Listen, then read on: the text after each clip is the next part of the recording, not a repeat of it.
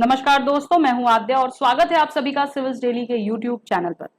दोस्तों, आज जो हम टॉपिक डिस्कस करने जा रहे हैं ये एक ऐसा टॉपिक है जो कि ना सिर्फ अभी बल्कि इस पूरे ईयर में कई बार न्यूज में आ चुका है and that is related with Nagaland and Nagaland का जो पीस टॉक है। What is the status of Nagaland piece talk?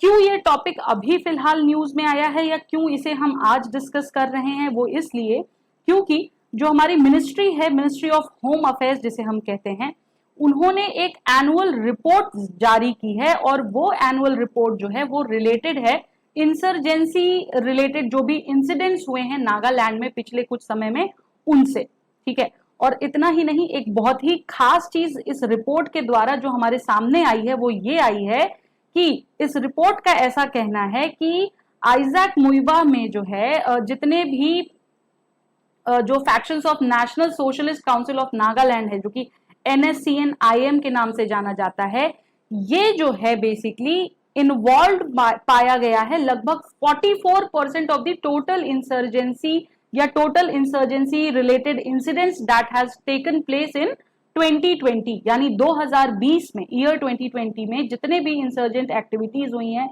जितने भी इवेंट्स हुए हैं, उनमें से 44% यानी 44% इवेंट्स जो हैं वो किसकी वजह से हुए हैं? NSCN-IM की वजह से। NSCN क्या है, किस तरीके से वो दो पार्ट में स्प्लिट हुआ, वो सब अभी हम जानेंगे। ठीक है, तो चलिए समझते हैं इस पूरी न्यूज को डिटेल में और जानते हैं कि क्या इशू रहा है नागालैंड के इंसर्जेंट एक्टिविटीज का या नागालैंड इंसर्जेंसीज का, क्या रीजन रहा है, पीस टॉक का क्या स्टेटस है और वे अहेड्स क्या होंगे इसके। क्यों? क्योंकि ये टॉपिक आपके प्रीलिम्स में तो है ही इंपॉर्टेंट, उसके साथ साथ मेंस एग्जामिनेशन में बहुत ज्यादा इंपॉर्टेंट है।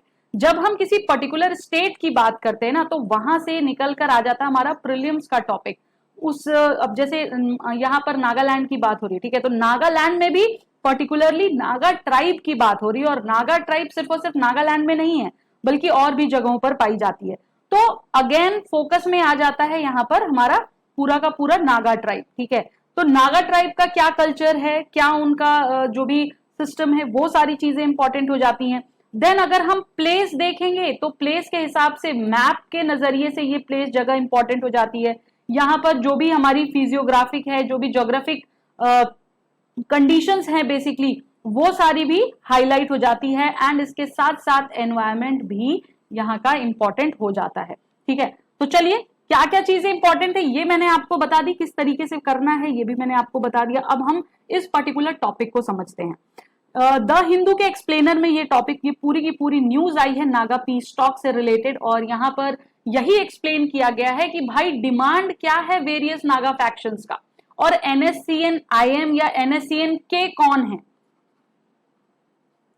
ठीक है, ये दो ग्रुप्स क्या हैं, कौन इसके लीडर्स हैं, ये सारी चीजें हम जानेंगे। ठीक है, कैसे ये पिक्चर में आया ये सब हम समझेंगे क्योंकि ये इस न्यूज़पेपर में आया है, कवर किया गया है। तो देखिए, सबसे पहले हम जानते हैं कि आखिर ये नागाज कौन है। नागाज एक नागा ट्राइब है बेसिकली, जो कि पाई जाती है आपकी कहां कहां पर? नागालैंड में, ठीक है, अरुणाचल प्रदेश में, मणिपुर में और म्यांमार में।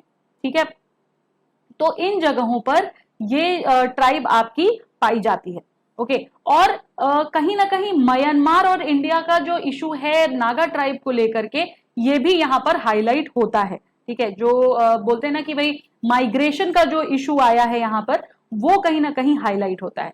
दूसरी चीज, ये जो टर्म है बेसिकली नागा, ये किसने क्रिएट किया था? तो ये क्रिएट की गई थी ब्रिटिश के द्वारा, ब्रिटिश गवर्नमेंट के द्वारा, जो कि उन्होंने ये टर्म इसलिए क्रिएट की थी सो दैट उन्हें एडमिनिस्ट्रेटिव उसमें कन्वीनियंस मिल सके और वो नागा के नाम से एक पर्टिकुलर ग्रुप को रेफर करते थे, एक पर्टिकुलर ट्राइब को रेफर करते थे, जिनका रहन सहन, खान पान, कल्चर, डायलेक्ट ये सब काफी सिमिलर था। ठीक है, उनकी ओरिजिन सिमिलर थी ये कह सकते हैं, बट थोड़ा सा कल्चर डिफरेंट था।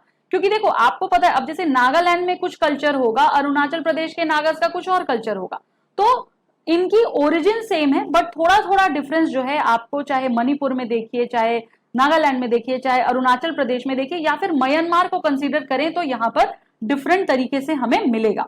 ठीक है, तो आई होप नागाज कौन थे, क्या थे, ये आपको क्लियर हो गया। अब मुद्दा आता है कि नागा इंसर्जेंसी शुरू क्यों हुई, क्या रीजन है उसके बिहाइंड में। उससे पहले मैं आपको एक ये इमेज दिखाना चाहती हूँ। This is about militant groups in the north east region, ठीक है। और यहाँ पर हर एक रीजन में कौन कौन से ग्रुप्स हैं इनका नाम दिया हुआ है। लाइक अरुणाचल प्रदेश में ULVA, UPVA, ULMA है, ठीक है। असम में आपको ULFA और BSF मिल जाएगा। नागालैंड में आपको NSCN, IM, NSCN-K, ये सारी चीजें मिलेंगी। मेघालय में आपको ALMA मिलेगा। तो ये सारे ग्रुप्स हैं, इनको देख लीजिएगा। हो सकता है, मैं ये नहीं कह रही हूँ कि आएगा ही, बट हो सकता है मैच द फॉलोइंग में ये पूछ रहे आपसे। काफी इंपॉर्टेंट क्वेश्चन है प्रीलिम्स के नजरिए से। ओके, चलिए अब हम आते हैं अपने मेन मुद्दे पर कि नागा इंसर्जेंसी की शुरुआत कहां से हुई। तो देखिए, नागाज जो हैं ये असम में रहते थे, ठीक है। नागा हिल्स जो कही जाती हैं असम की, वहां से ये जो है ये जब रह रहे थे during the time of British, ठीक है। उस टाइम पर ब्रिटिश ने एनेक्सेशन किया था असम का लगभग 1820 में, और उसी वक्त से लेकर नागाज ने अपने आप को ब्रिटिश इंडिया का पार्ट मानने से इनकार कर दिया था। They said we did not consider ourselves to be a part of British India. British ने एक और तरीका अपनाया इनको गवर्न करने का, नागाज को। इन्होंने क्या किया, इन्होंने इनकी जितने भी traditional ways of life, custom, laws थे, ये सारे एक ब्रिटिश एडमिनिस्ट्रेटर के अंडर जो है देखरेख में कर दी, ठीक है। कि ये क्या कर रहे हैं, कैसे इनका रहन सहन है, क्या चीजें, वहां पर इन्होंने एक ऑफिशियल को बिठा दिया ब्रिटिश एडमिनिस्ट्रेटर के नाम से at the top of them, ठीक है। और जब ब्रिटिश गवर्नमेंट का विड्रॉल हुआ इंडिया से, उस टाइम तक नागाज में ये कह सकते हैं कि ब्रिटिश को लेकर के जो इनसिक्योरिटी थी, जो ये कह सकते हैं जो डर था, वो इतना ज्यादा बढ़ गया था कि इन्होंने फ्यूचर में भी खुद को इंडिया का पार्ट होने से मना कर दिया, ठीक है। और ये कहा कि हमें कल्चरल ऑटोनॉमी जो है हमारी वो डिफरेंट है इंडिया से, इंडिया की इंडिपेंडेंस के बाद भी हम भारत का पार्ट नहीं होना चाहते हैं। और ये चीज इनके मन में जो इस क्यों आई, क्योंकि इन्हें फियर था कि जो प्लेन्स के लोग हैं, ठीक है, ऑब्वियसली ये लोग हिल्स के लोग थे, तो जो प्लेन्स के लोग हैं या जो आउटसाइडर्स हैं, कहीं ऐसा ना हो कि वो इनकी टेरिटरी में घुसकर जो है इनके ऊपर कब्जा कर लें या रौब जमाने लग जाएं, या जो भी इन्हें जो उस वक्त पे जो डर था वो उनका उभर कर सामने, और इन्होंने खुद को भारत का अंग मानने से मना कर दिया at the time of independence. इतना ही नहीं, इन्होंने भारत के इंडिपेंडेंस से एक दिन पहले खुद को इंडिपेंडेंट घोषित भी कर दिया था। उसके बारे में भी अभी हम जानेंगे। ये जो पूरा एक इमेज है ना, इसको जरा आप एक बार देख लीजिएगा। इसमें टाइमलाइन दी हुई है 1980 से लेकर 2015 अगस्त 3 तक की, और इसमें जो है बताया गया क्या क्या इवेंट्स कैसे कैसे हुए, कौन कौन से मेन माइलस्टोन थे नागालैंड रीजन को लेकर के, ठीक है। तो इसको एक बार बस गो थ्रू कर लेना है, ज्यादा ध्यान नहीं देना है इस पे। ओके, आगे चलते हैं, अब हम इसको समझेंगे। देखिए, साइमन कमीशन का नाम आप लोगों ने सुना होगा, राइट। 1929 के टाइम पर ये कमीशन थी।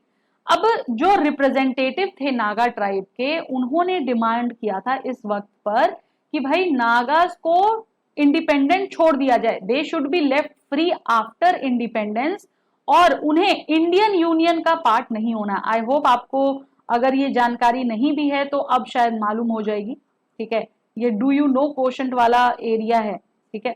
अब देखिए, कलेक्टिव एक्शंस क्या था नागास का, वो भी मैं आपको बता दूं। इन शख्स की आप फोटो देख रहे हैं, तस्वीर देख रहे हैं, ये कौन है? ये है नागास के लीडर, ठीक है, जिन्होंने नींव रखी, एक तरीके से हम कह सकते हैं।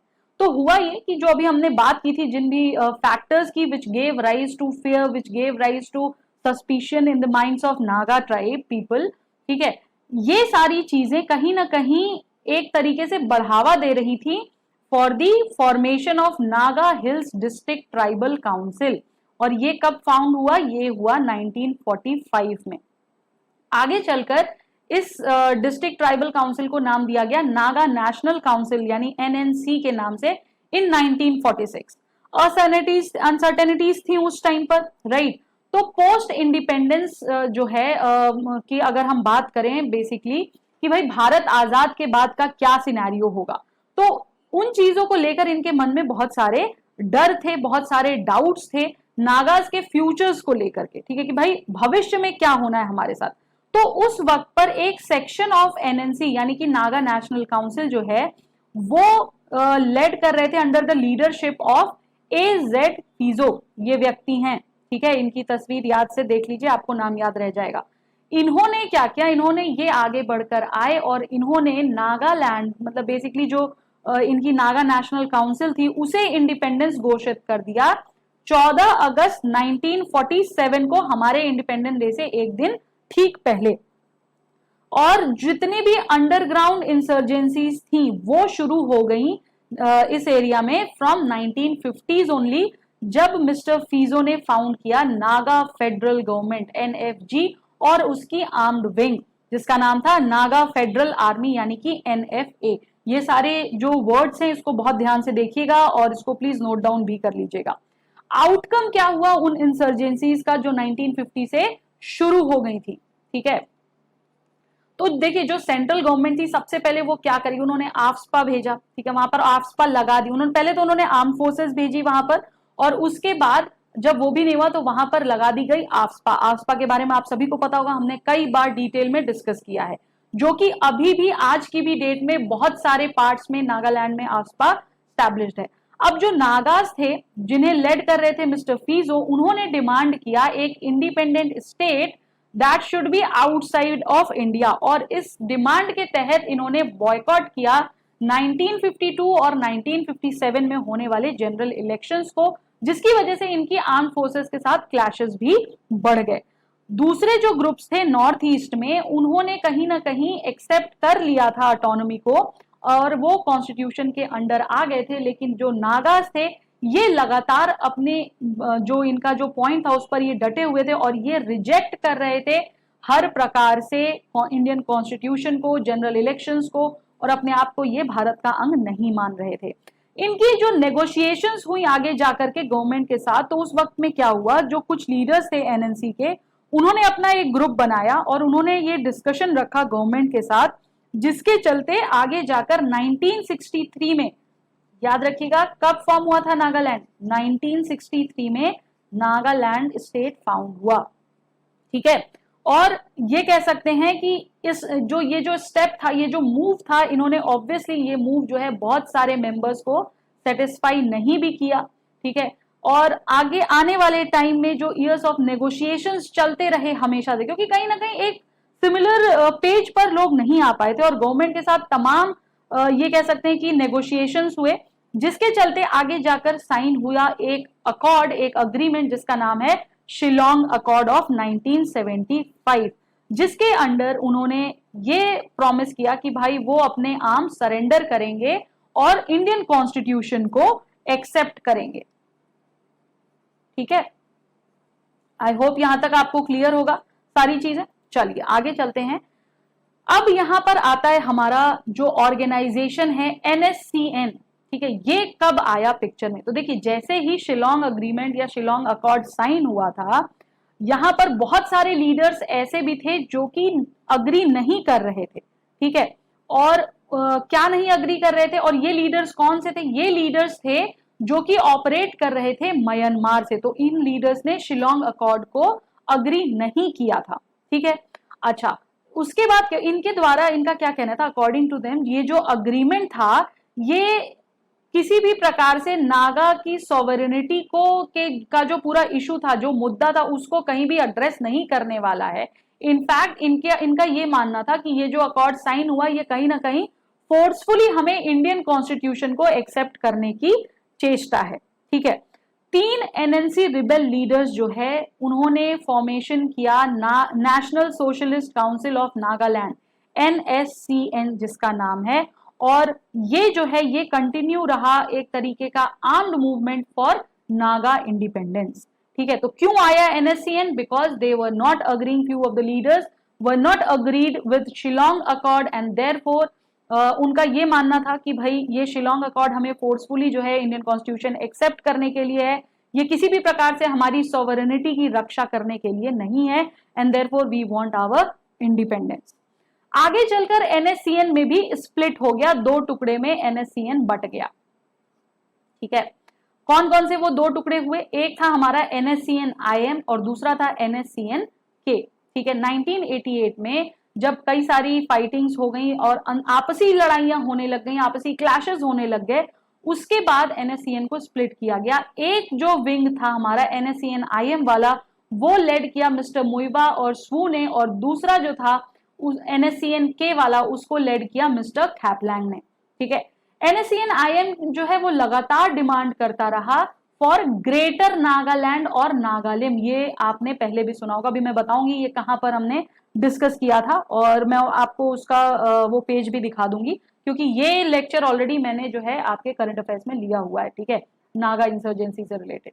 अच्छा, जो NSCN-IM था वो ये चाहता था कि भाई जो नागालैंड के बॉर्डर्स हैं उनको एक्सटेंड किया जाए by including Naga dominated areas in the neighboring state of Assam, Manipur and Arunachal Pradesh. तो ये एक क्वेश्चन यहां से बहुत इंपॉर्टेंट निकल कर आता है कि भाई और कौन कौन से एरियाज हैं जहां पर नागाज मिलते हैं, विच एरियाज, ठीक है, इनको जरा सा देख लीजिएगा, याद रखिएगा, मैंने स्टार्टिंग में ही बताया था, फिर से बता रही हूं। NSCN-IM जो है वो लगातार ग्रो करने लगा और अब जो है वो one of the most powerful insurgent group की तरीके से जो है वो डेवलप हो गया है, और जो ये स्मॉलर ग्रुप्स हैं जो अदर स्टेट्स में कहीं ना कहीं उनके लिए जिम्मेदार भी है, ठीक है।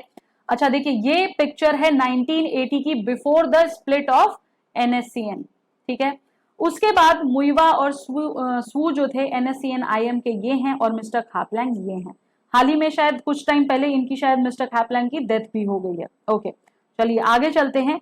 अब बात करते हैं पीस टॉक्स की, कि भाई आज की डेट में पीस टॉक्स कहां स्टैंड करते हैं।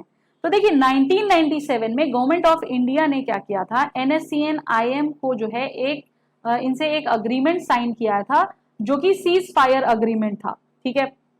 और ये जो है इस अग्रीमेंट के साइन के साथ ही एक नागा पीस अकॉर्ड को साइन करने का मुख्य एम था, ठीक है, और जिसके तहत की टॉक्स हो सके कि भाई हम ये सीज फायर अग्रीमेंट करके हम आगे चल के नागा पीस अकॉर्ड साइन करेंगे जिससे शांति बनी रहे। अच्छा, इस सीज फायर के बाद क्या हुआ कि कुछ 100 राउंड्स ऑफ टॉक्स हुए दोनों ही पार्टीज के बीच में, जो कि लगभग 24 वर्ष तक, 25 इयर्स तक चले, between the centre government and the insurgent group, जबकि आज की डेट में भी जो स्टेटस है वो स्टिल अवेटेड है, ठीक है। ये आप देख सकते हैं, एंड ऑफ लॉन्गेस्ट इंसर्जेंसी। अच्छा, मैं आपको एक और चीज बता दूं यहां पर कि नागा इंसर्जेंसी जो है बेसिकली इसे जो है one of the longest, India की लॉन्गेस्ट इंसर्जेंसी कही जाती है। ये सबसे पुरानी और सबसे लंबी ये कह सकते हैं इंसर्जेंट एक्टिविटी कह लीजिए या लड़ाई कह लीजिए, ये वो है। ओके, इश्यूज ऑफ कंटेंशन क्या थे दोनों के ही बीच, यानी कि गवर्नमेंट और उनके बीच। देखिए, सबसे पहले इंडिपेंडेंस सेलिब्रेशन को लेकर के आया। नागाज जो थे अक्रॉस नागालैंड, मणिपुर, असम और अरुणाचल प्रदेश, ये सेलिब्रेट करते हैं अगस्त 14 को एज अपना इंडिपेंडेंस डे, जबकि पूरा भारत देश कब करता है, 15 अगस्त को, ठीक है। तो एक तो सबसे बड़ा ये कह सकते हैं कि भाई ये देश का कहीं ना कहीं देश के विरुद्ध हो गया, ठीक है। अब अकॉर्डिंग टू, अगर हम नागा हिस्टोरियंस के अकॉर्डिंग चलें तो गांधी जी वो ये कहते हैं कि भाई गांधी ने अग्री किया था नागाज को कि भाई आप अपना इंडिपेंडेंस डे एक दिन पहले ही मना सकते हैं। और अगर वैसे देखा जाए तो कहीं ना कहीं पाकिस्तान भी 14 अगस्त को ही इंडिपेंडेंस डे मनाता है। नागा फ्लैग आता है दूसरा जो हमारा इशू ऑफ कंटेंशन है, कि नागा नैरेटिव जो है इन्होंने, इनकी जनरेशंस जो हैं ये अपने by the word of mouth भी ये चीज बताती हैं कि जो नागा फ्लैग है वो डिजाइन हुआ है by a mortal but is of divine origin. ये कहीं ना कहीं इस फ्लैग को ज्यादा तवज्जो देते हैं in front of Indian flag, ठीक है। और तीसरा जो कंटेंशन है वो है सेशनिस्ट टेंडेंसीज को लेकर के। एक लार्ज सेक्शन जो है नागाज का वो अभी भी कहीं ना कहीं नागा आइडेंटिटी को लेकर के और अपनी ट्राइबल रूट्स को लेकर के ज्यादा ये कह सकते हैं कि जुड़ा हुआ है, रादर देन रिप्रेजेंटिंग इंडिया, ठीक है। तो ये तीन मेन जो इश्यूज ऑफ कंटेंशन हैं ये हैं, ये मुद्दा बना हुआ है। अब बात आती है कि आगे क्या कर सकते हैं, what is the way ahead. तो देखिए, जो नागा हैं वो अपना स्ट्रगल क्लेम करेंगे और thousands of lives, thousands of decades तक जो है ये चीज ऐसे ही चलती रहेगी, all over the idea of sovereign Naga nation, ऐसा देखा जाएगा, ऐसा कह सकते हैं, क्योंकि कहीं भी ये रेडी नहीं है चीजों को ये कह सकते हैं कि भाई चलिए इसको रफा दफा करिए या इस चीज को जो है यहीं खत्म करते हैं, let's come to the situation of cease fire and let's end it. आप देख ही रहे हैं पिछले 24 वर्ष से ये चीज लगातार चली आ रही है। और अगर हम NSCN-IM की बात करें तो ये ऑलरेडी एक्सीड करता है to economic and political packages alone, जिसमें कि without a separate flag and constitution, ठीक है। और ये कहीं ना कहीं आज की डेट में भी कहीं एक इन्हें सॉल्यूशन नहीं मिल रहा है, ये कहीं भी अपनी डिफीट नहीं स्वीकार कर रहे हैं, बल्कि लगे हुए हैं ये भी अपनी ये कह सकते हैं अपने मूवमेंट को बढ़ाने में, और इंसर्जेंट एक्टिविटीज जो हैं वो लगातार बनी हुई हैं। तो ये सारी चीजें हमें आने वाले टाइम में भी कहीं ना कहीं देखने को मिलेगी, जो कि काफी दुखद है, ये होना नहीं चाहिए, बट हाँ हम क्या कर सकते हैं, and what we need to do is we need to come on the basically on a neutral point basically, क्योंकि इन सभी इंसर्जेंट एक्टिविटीज में अगर किसी का नुकसान होता है तो वो होता है कॉमन पीपल का, कॉमन सिटीजन्स का, ठीक है, वो भुगत भोगी होते हैं इन सब चीजों में। तो ये चीज खत्म होनी चाहिए। कुछ अगर आपके सजेशंस हैं तो आप ये हमें दे सकते हो, बिल्कुल बताइए आपको क्या लगता है इसमें क्या सजेशंस होने चाहिए कि किस प्रकार से ये इंसर्जेंट एक्टिविटी जो है ये जो है यहीं रुक जाए, इसकी रोकथाम यहीं हो जाए, ठीक है। अच्छा, इस टॉपिक को मैंने ऑलरेडी कवर किया हुआ है, ये लगभग 7 दिसंबर 2021 की करंट अफेयर्स में, तो अगर चाहें तो वहां से भी जो है इसको एड ऑन कर सकते हैं आप, ठीक है। बर्निंग इशू में भी ये टॉपिक कवर किया गया है, और आज ऑलरेडी मैंने जो इसका पूरा हिस्ट्री था वो आपके सामने कवर अप कर दिया है। आई होप ये क्लियर होगा। ओके, 2 क्वेश्चन है आपके लिए यहाँ पर आफ्सपा से, सिंस डायरेक्टली नहीं बट इनडायरेक्टली आफ्सपा यहाँ पर कहीं ना कहीं आया है सामने, तो आफ्सपा से रिलेटेड ये 2 क्वेश्चन, जरा इसका सॉल्यूशन बता दीजिए हमें कि क्या होगा, ठीक है। और इन दोनों को ही सॉल्व करेगा क्योंकि काफी इंपॉर्टेंट क्वेश्चन है, ठीक है। तो दोस्तों चलिए आज के लिए इतना ही। आई होप आपको मजा आया होगा। जो भी डाउट्स हैं आप कमेंट सेक्शन में पूछ सकते हैं, जो भी सजेशंस हैं वो दे सकते हैं। और अब यूपीएससी प्रीलिम्स को कुछ ही दिन बचे हैं, तो अपनी पढ़ाई लिखाई सब एकदम रैपिड फायर मोड में डाल दीजिए, ठीक है। तो चलिए नेक्स्ट सेशन में फिर मिलेंगे, तब तक के लिए धन्यवाद, नमस्कार, जय हिंद, जय भारत।